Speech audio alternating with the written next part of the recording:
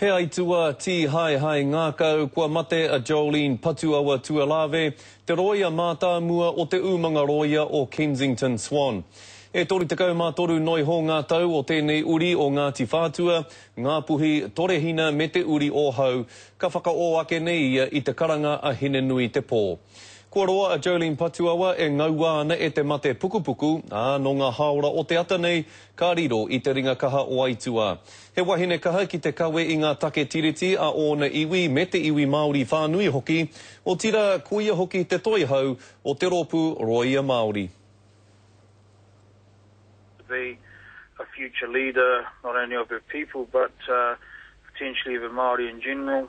And she was the sort of person where if she put her mind to it, she would have been able to do anything. And so really we can only but rue the loss of her and what potential she might have been able to realise for her people. Hei te ahiahi nei ka tatu atu tōna tū pāpaku ki te marae o whare ora ki tauranga moana.